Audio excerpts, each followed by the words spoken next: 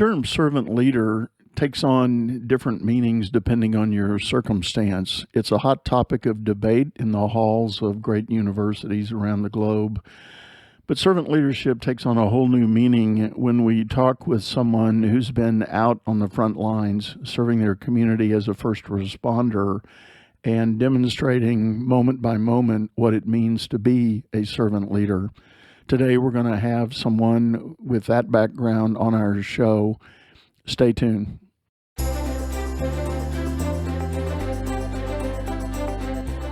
You're listening to Leadership Powered by Common Sense with your host, Doug Thorpe. Here's Doug. Well, hello, everyone. You're listening to another episode of Leadership Powered by Common Sense. I am your host, Doug Thorpe, and today I've got a very special guest with me, a gentleman who has made a career of public service and first responder activity, among other things. His name is David Hollenbach. David, welcome. Thank you. Thank you very much. I appreciate you having me on to talk with you and your audience. Yeah, likewise. As a as a person with a servant heart, I think there's a lot to be talked about here, and Dave's got some great stories. And so I always like to start with asking you, Dave, tell everybody a little bit of kind of a recap of the journey. What has your career involved, and how did you get to where you are today? I grew up in the fire department. My dad was in the Navy when he met my mother, and after I was born, he got out and became a firefighter.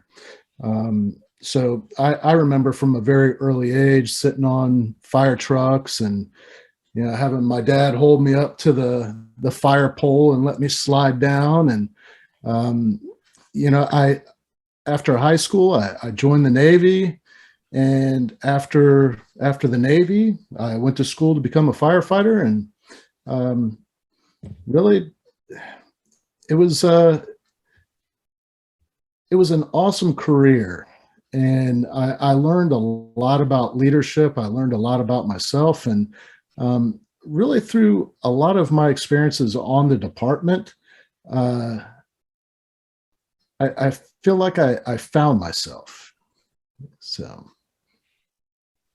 I'm a big fan of the famous quote from Mark Twain. He said, "There's two important days in a man's life: the day he was born and the day he figures out why." And I think there are a lot of people out there that may still be struggling with that second question. And as you described, finding yourself, can you tell us a little bit more about how that revelation came together? Well, it's a long story. I talk about it in my book, but if I were to sum it up, I made a lot of mistakes, not only as a leader, but as a man in my personal life. And it was through those mistakes that I really determined what I wanted to feel like inside, and how I wanted others to feel about me, and how I wanted them to feel when they were around me. So, through being a novice leader and making those early mistakes of, I'm the boss, so you got to do what I say. Just not really the kind of leadership that many people like to follow. And then learning that what really was important to me was that at the end of the day, the people that I was leading, they could achieve their version of success because I worked really hard at helping them get there. And I believe that leaders can't consider themselves to be successful as a leader unless they can look at the people they've led and those people have been successful themselves. Yeah. I agree with you totally there. And I'm looking at your emblem in the background, and I believe that's the name of your podcast also, From Embers to Excellence.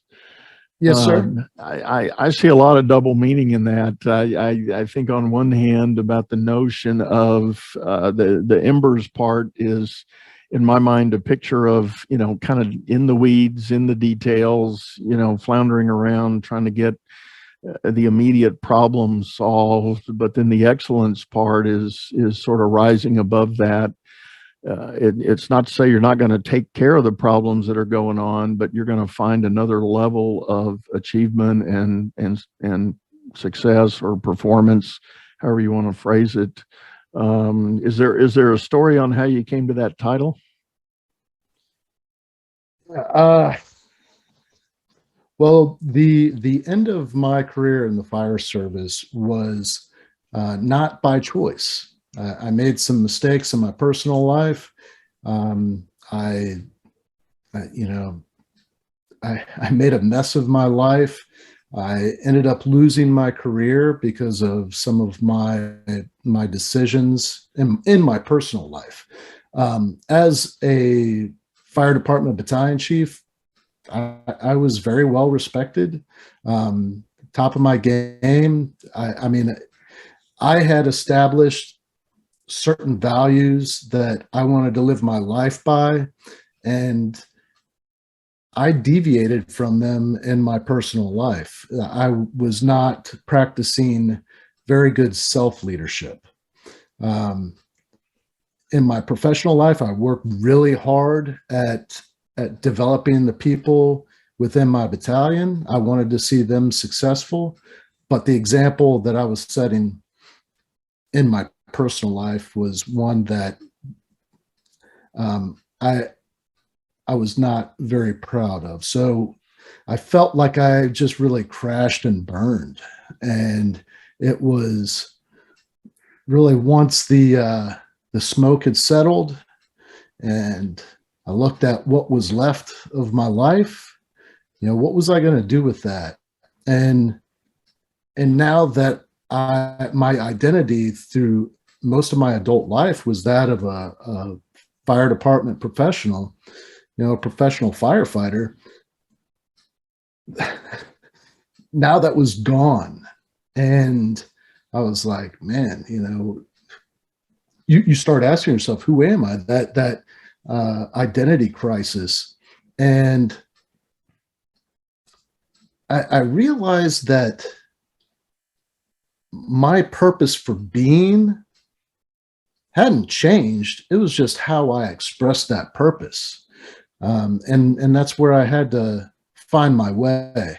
And writing my book and publishing the podcast, started off one episode a week. Now I'm doing two a week. And it's not only has it helped me learn a great deal about myself, but sharing those different perspectives and those lessons that other people have learned the hard way has really, I think, added value to so many different people. And I really think that that's what it's all about, is no matter what, you get up and you push forward and you work really hard at whatever experiences you've had. That's what you know. So if you made a mistake, if you fell on your face, own that, push forward, and use that to lift somebody else up, even if it's just to be empathetic. Yeah, yeah. And you touched on something really significant there, Dave, and I can relate to that. Many of my followers and listeners, you may know this story I'm getting ready to tell, but for those new, I'll share it. In the 2008 timeframe, when we had the Great Recession in America here and in the world economy, there were a lot of companies that had to let people go. Unemployment rate in America went up to double digits, depending on the market you were in. It could be 18, 20% unemployment. It was a tough time, and unlike anything we had seen in modern day. And long story short, I had the opportunity to start a nonprofit to help job seekers, to try to help people in transition, trying to figure that out. And quickly, when we opened the doors for that, I learned that, particularly among the men, there was this element of, now that they lost their jobs, they had lost their identities. They came in not knowing who they were. They had spent 10, 15, 20, sometimes longer in a career path that represented their sense of identity. And I got to where I learned quickly also that what I needed to do, as people came in, if they were new, I would go up to them and I'd say, I didn't say, hi, how are you? What's your name? I would always ask or say, tell me something about yourself. And inevitably, they would say, oh, I'm an engineer, I'm an accountant, blah, blah, blah, blah, blah. And I'm going, nope, wrong answer. Tell me who you are. And we'll talk later about what you do and what your knowledge base is, but tell me who you are. And they couldn't give me an answer. They hadn't thought about that in so very long. So it is such a critical step in anybody's career path. And for those of you that are listening, if you're kind of deep in the middle of a career journey and you think it's rocking along pretty good, please listen to what Dave and I are telling you. It's worth taking a moment to ask yourself that question. If this job went away, what would I be? It's a big, big question.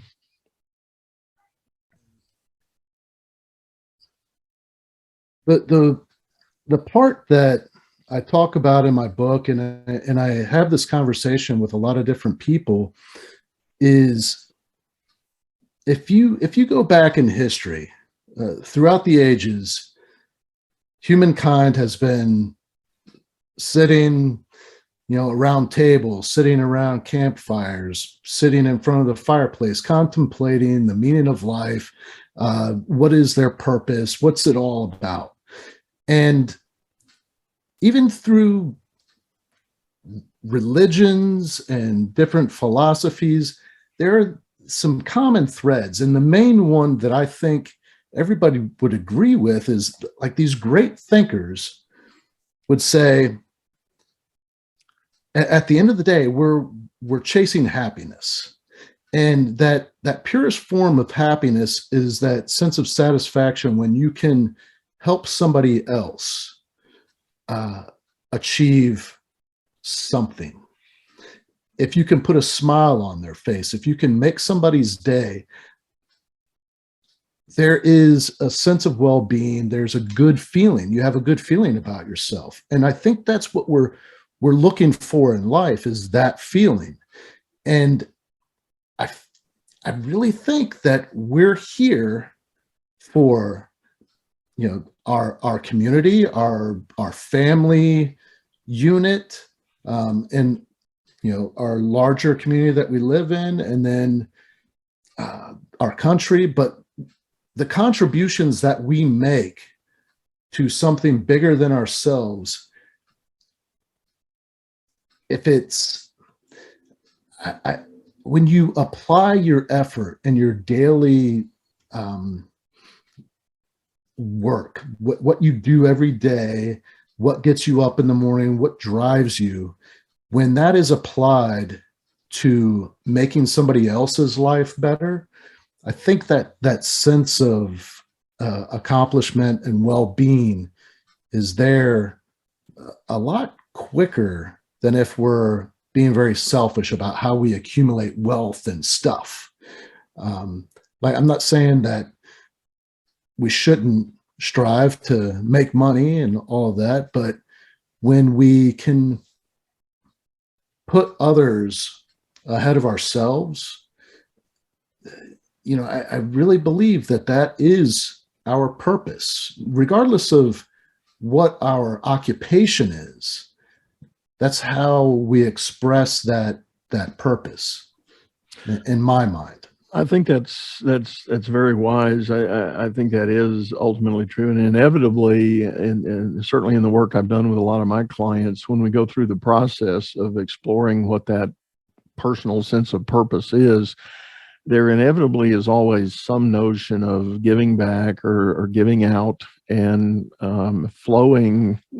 Some people call it flowing of your energy to others to serve that greater good, whatever that may be, whether it's at home or in your community, maybe it's in your church or religious center or wherever you are, or maybe it is at work. I think the struggle in the modern world is we go through a series of events as we grow in age. We kind of hit the work world after whatever school experience we have. We go to work, and immediately it's about making the wage. You got to pay bills, and maybe you went out and got married, and now you've got a family, so you have to feed them. So it's this sense of providing. And certainly that in and of itself is a kind of giving. You're spending your time working so that these other people can be safe and healthy and warm and dry and all of that. But I think the challenge is once you kind of get those basics covered, you start accumulating and you get into a lifestyle one way or another, and that becomes the focus rather than that personal sense of purpose. And what I have seen, and I'm old enough to be able to talk about this in earnest, inevitably it happens with every man and every woman I've ever known. There's a day when you wake up and say, is this all there is?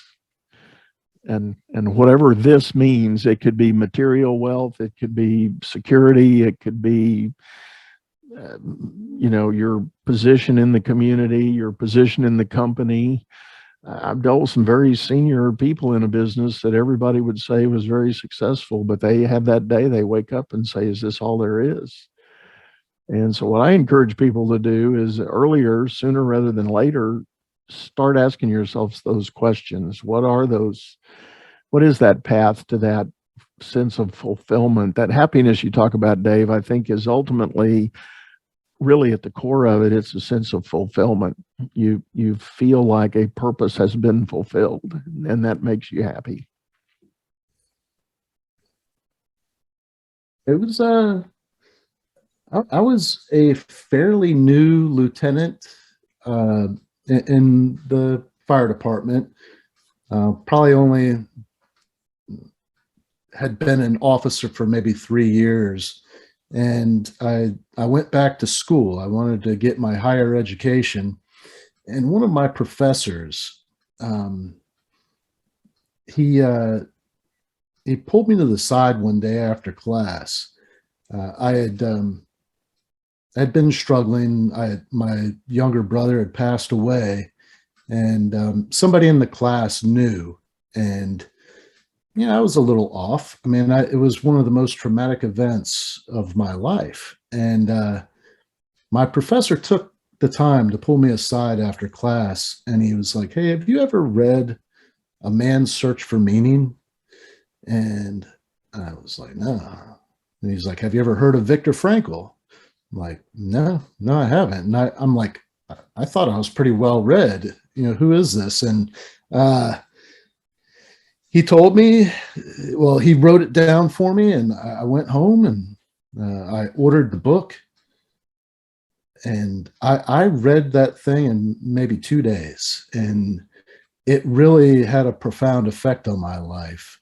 Not that I didn't already kind of have a sense of that, what he talks about in there, but it really brought it all together in his experience. So Viktor Frankl survived the concentration camps, and he writes this book and talks about how he survived and how he is helping other survivors find that purpose, find meaning in their life. Because when you witness these horrific things, like I think it's pretty common to question, the meaning of things. Like, why is it just all suffering? Is that why we're here?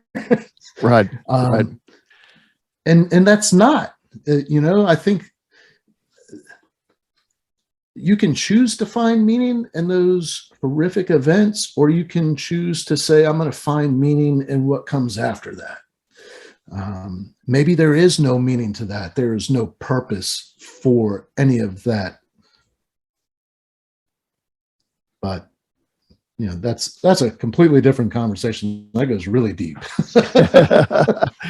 Well, I'll tell you what, Dave, we're kind of up on a break time here. We're going to take a short pause, and then I tell you what, we're going to take this thinking about significance and purpose, and we're going to turn the tables to focus on what leaders need to be thinking about in this realm, and we'll do that right after this break. Business is all about solving complex problems as fast as you can create them. Become the best problem solver by leading others to greatness too. And the first step is going to DougThorpe.com. Doug Thorpe is known globally for coaching entrepreneurs and business leaders, improving their performance and the work output of everyone surrounding them. You can find health, wealth, and happiness by learning to lead others to health, wealth, and happiness. Go to DougThorpe.com now and order Doug's books or hire him to coach your managers. That's DougThorpe.com. Well, hello again, everyone. We're back. This is Leadership Powered by Common Sense, and I'm Doug Thorpe. I'm visiting with David Hollenbach. We've been talking about his own journey as a public servant in the fire department, but some of the things that he has shared with us going on in his personal life that caused him to do some reevaluation and some thinking. And Dave, in the first half, you alluded to, as a leader, you said you were a battalion chief, and just let's help everybody understand the scope of that. So how many people did that put under your command? So as a battalion chief in operations in this department that I worked in, there was actually 7 battalions, and each battalion had 6 fire stations. And in each fire station, there would be anywhere from 4 personnel to 12. Okay. In my battalion, the smallest station had 6 personnel. Okay. So 50 or 60, am I doing the math right? Maybe. Okay. Well, yeah. On duty, it would be, I want to say, within my battalion, on duty, there'd be around 70. And actually on paper, I think it was 86 personnel that I had. And that was just, you would make up the gaps in other battalions or for vacations and sick. Well, at where I was going with that, you raised the point in the first half that you had a lot of standards and values and principles. You felt like you were effectively coaching your people to understand and live by, and yet there was a break in your own personal life and how that was going on. And I know there are going to be people listening to this that if they can, have some quiet time and be alone, they're going to profess the same thing. There's their public persona, what they've got going on at work or maybe in the community, and then there's their private life, and that's a big disconnect. And I think the message I would certainly like to share with everybody is there's no harm and no shame in trying to make the decision today that you want to make that different. And there's a lot of help and a lot of opportunity on how to reach out, how to make a difference, how to align those things better. If you do have this wonderful, rich set of standards that you show up at work to administer and encourage and coach, and yet you've had that, I think, Dave, the word you used is your own self-discipline or self-leadership, I think was the word specifically you used. That's broken down. Well, it can be fixed, right? Sure. Yeah, I would encourage anybody that's struggling, because ultimately the stuff that you think nobody sees that's going on in your personal life, if it goes unaddressed, if you don't take care of that, it is going to affect your professional life. Right. There's no way around it. So I think that probably that's a great point. It's a kind of a myth, I think, that has existed in modern business for a long time, that you can somehow show up at work one way but live your life a different way. And I know there's arguments about personal freedom and freedom of choice and all that, and my boss doesn't have any business getting into my personal life. I understand every bit of those arguments, and put the judgmental aspects aside. You know, if my boss is a teetotaler and I like to have a drink every now and then, that's not the kind of issue we're talking about. We're talking about much bigger impacts where maybe the family life's coming unraveled, the marriage is in a shambles. There are, are challenges there. I knew an HR executive once upon a time. She is now a professional coach and a great friend. She took the position at work. She wanted to know, as she was interviewing key executives for new positions, she wanted to delve into the personal life, because her argument was, whatever you are at home, you will eventually be here at work. So do the math on that just a minute. Let me say it again. Her opinion was, whatever you are at home, you will eventually be at work. So I'll just pick a couple of areas that typically come up. So if you're somehow disengaged at home, if you're somehow, I'll go so far as to say abusive at home, eventually those personality traits are going to show up at work. That was her allegation, and sure enough, over time, that exactly proved to be true. So there really is no such thing as living two lives.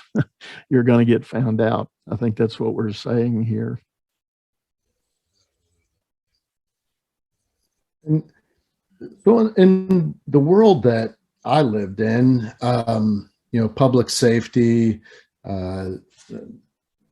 my best friends were all in the fire service or in law enforcement. We'd all seen some horrific things. I worked in a really, really busy part of town. And throughout my career, just seen a lot of really horrible things. And part of that self-leadership component is being self-aware, what's going on inside. And I ended up being diagnosed with PTSD, and that manifests as depression, anxiety.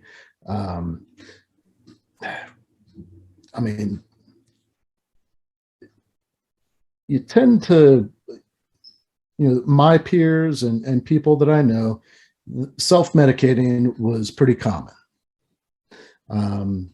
You're off duty, get some beers or have some bourbon. It was just part of the culture. But that's what it was you're self-medicating. You're like numbing those nerve endings. And if you don't address those issues, like with professional help, it just is going to get worse. You end up chasing that dopamine fix, where whether it's through booze or, through, risky behavior. A lot of times it manifests as infidelity. There's, I was one of these, the adrenaline junkie, chasing that kind of high. And ultimately it's very short-lived. You can't ever get to that point and stay there when you're struggling all the time. And you can put on a happy face when you're at work and pretend like everything's okay, but it always, in what I've seen and the people that I've worked with, your judgment becomes clouded, your decision-making abilities, they're not as sharp as they were. And when you're leading other people, you need that, especially in high stress environments where, people can be injured or killed. You got to be on point. And thankfully, none of my decisions in my professional life resulted in anybody getting hurt or killed. I can say that, with all honesty, I did maintain some good decision-making skills in my professional life. Although, I'll say this to the men out there that are in male-dominated organizations. As a leader, when you're working with women and you see promise in a young woman and you're working as a mentor, helping them develop professionally, you've got to maintain boundaries. You've got to establish them early and maintain those boundaries, because if you cross that line, it can affect a lot of things as well. And I'm speaking from experience on that. Yeah. Yeah. That was a hard lesson learned. Understood. And that is such a challenge. And, as our society has moved on with the, the whole advent of the Me Too movement, and what I'm getting ready to say, I say in all earnest respect, again, I want to reiterate, many of you who have heard me before know I say this, I'm a only son of a single mom, so women in the workplace has always been a topic, top of my mind, because I watched what she struggled with. And it is a tough area there. And so I would echo, Dave, what you said to the men. Be aware, be vigilant. It is on you to set the boundaries and do the right thing. And to the ladies, it is a kind of a two-way street, and I don't mean that disparagingly, but you have to show up, and hopefully you can get the mentorship from a male counterpart at work without crossing that boundary, and get the advantage of the knowledge and the expertise that they might be willing to share without feeling threatened or compromised. And I know that's a huge challenge in a lot of workplaces still today, but for good leaders that are out there, it can be done. And I encourage everybody to work to that end. So it's a very important thing. And I'm actually going, and I talk about it in my book, but I'm actually going to be speaking on this in a few months. The importance of working with women, developing them for leadership roles, and providing that mentorship to the same degree that you provide it to other men. It's really important for men to step up and really be good leaders, be good examples of what that means, to develop somebody without, gender bias, and the value that comes from that. When we talk about leadership and the emotional intelligence component of what really good leadership looks like, the foundation of good leadership, you could argue, is communication, effective communication. And when evaluated,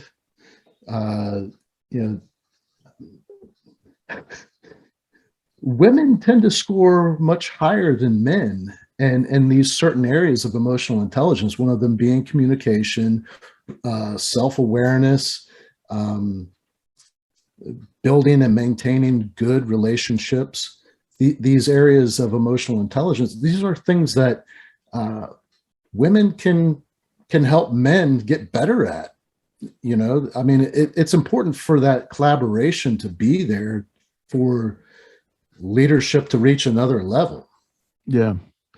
I like that. And I think that's a good point, Dave, that, looking at the gaps people have, especially those that are already in a leadership position, being ever aware of an area where you might have a gap in a leadership skill set, and maintaining the emotional intelligence and the awareness of that, and working to have a plan to fill that gap or enhance a skill that you don't seemingly have.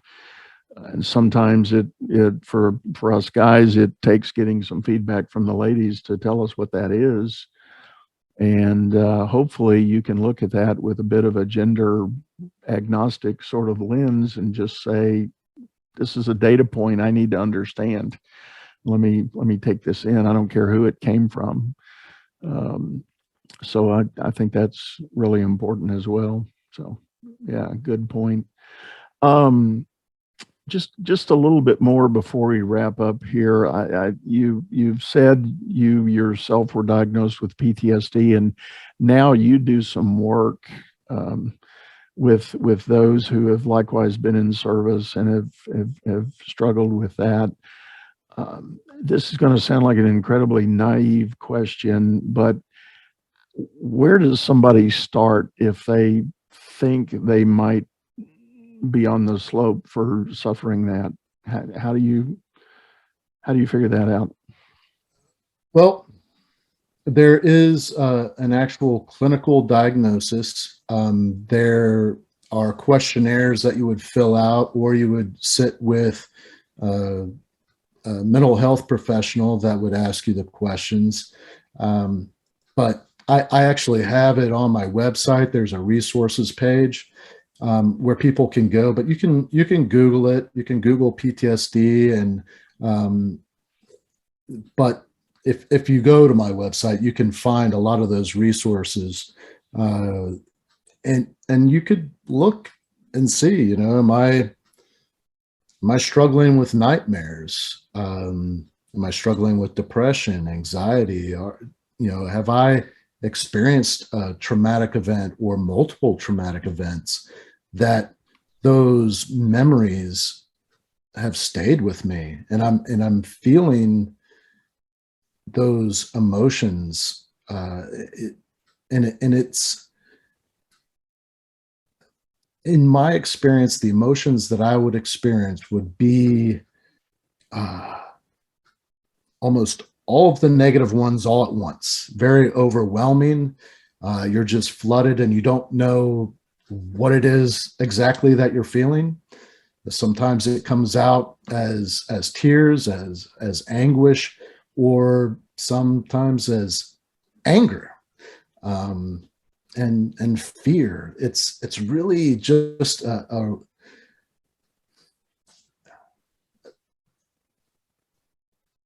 it's tough. And I think with public service and military,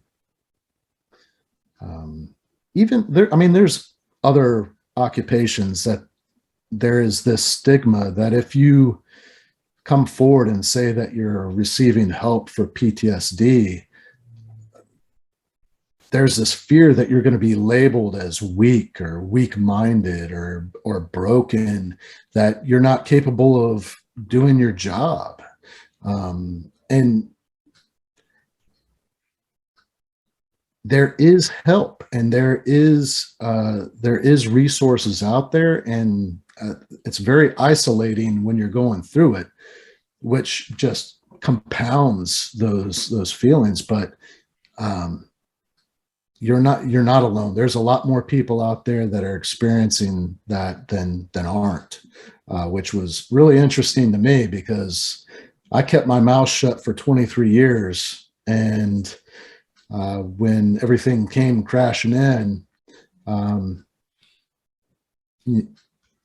I started seeing my peers at these buildings where there's mental health professionals, and like, oh, you too, huh?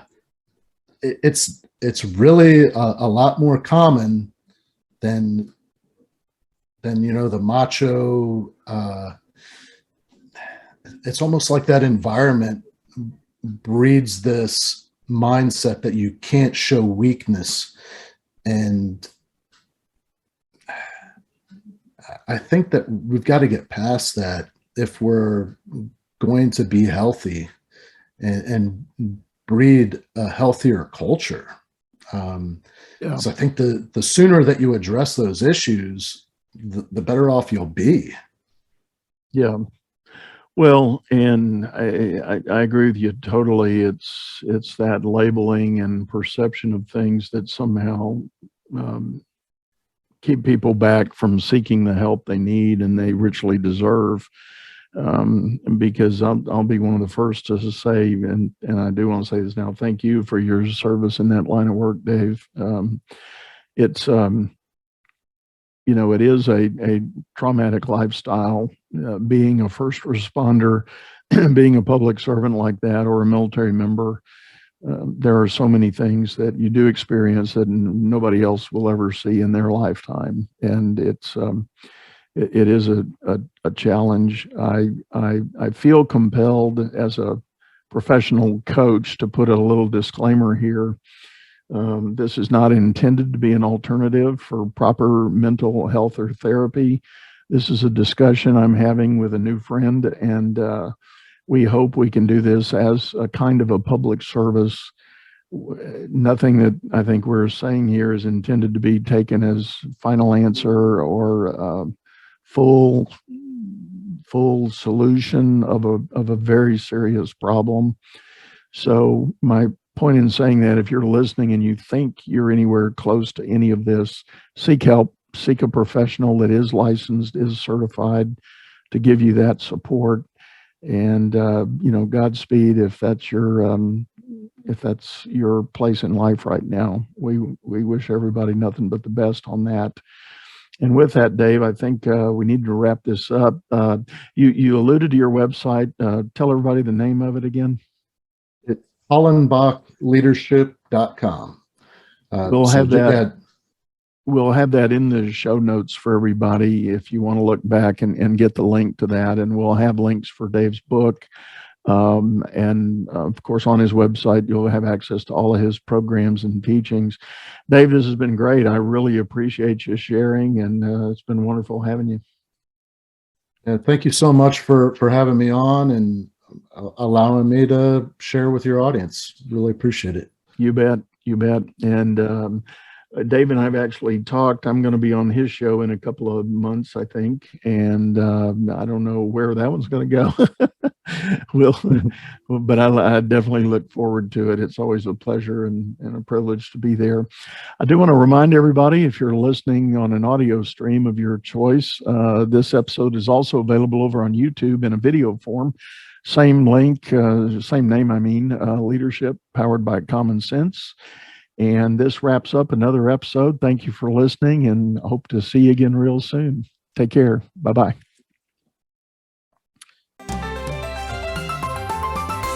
You've been listening to Leadership Powered by Common Sense, hosted by Doug Thorpe.